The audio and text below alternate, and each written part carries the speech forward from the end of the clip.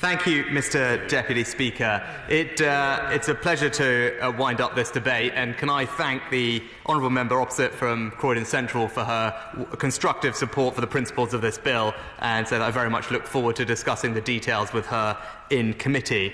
And could I, Mr. Deputy Speaker, at the outset pay tribute to someone, an honourable friend from South Derbyshire who couldn't be with us here tonight, and she deserves enormous praise for the way she has brought this bill to the stage that we are discussing it in tonight through her tireless engagement not only with colleagues across this House but the sector at large and extensively with the Select Committee, and I thank her for all her work, and she is the reason that tonight we are talking about a bill over which there is so much agreement. Can I start, Mr. Deputy Speaker, with agreeing with my honourable friend from Carlisle. Like him, I am a committed believer in the power of free markets and competition, and I approach cases with caps and bans with some scepticism as well. So I am pleased to tell him that after careful consideration of the provisions in this bill, I came to the conclusion that my honourable friend from Gloucester also did. What this bill does is to address a failure of competition and a failure of the free market that we on this side believe so passionately in. And it is because of the inherent unfairness of a situation where a potential tenant is faced with a monopoly provider of a letting agent that doesn't strike any of us as being right. And that unfairness was highlighted by the member for Rugby and indeed the member for Walsall North as well.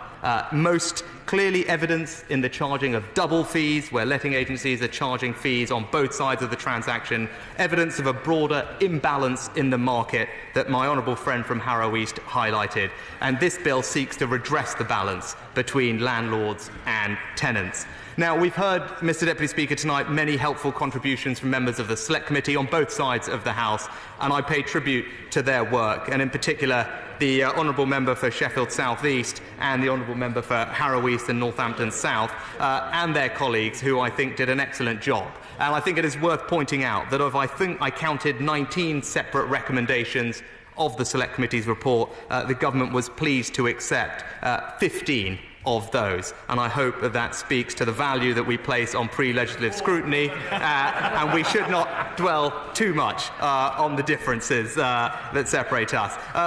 Very briefly, I was asked about retaliatory evictions by my honourable friend from Harrow East and indeed the member for Sheffield South East, and I'm pleased to say the government is considering the committee's recommendations from their wider inquiry into the private rental sector, including on retaliatory evictions, and will reply in due course. And I know many honourable members raised the same point. My honourable friend from Northampton South raised the issue of new burdens funding.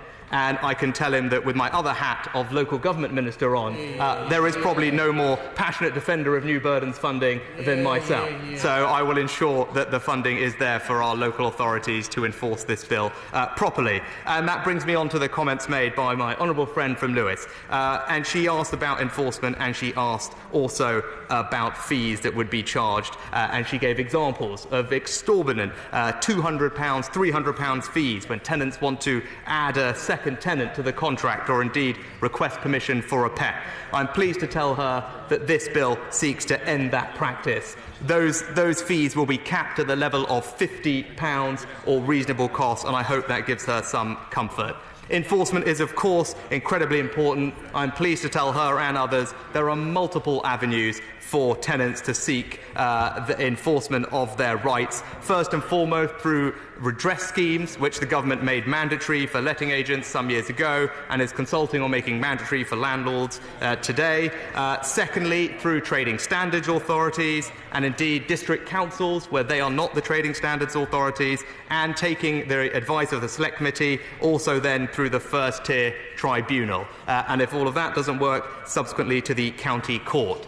The fines are significant and will act as a deterrent to errant landlords, starting at £5,000, scaling up to potentially unlimited fines. Happy to give way to my honourable friend. Enforcement. Does he accept that going to a county court is quite an experience for a tenant, one which probably will put them off? Would he therefore accept that the First Tier Tribunal itself should take the matter of enforcement to the county court on behalf of the tenants who already won their case there?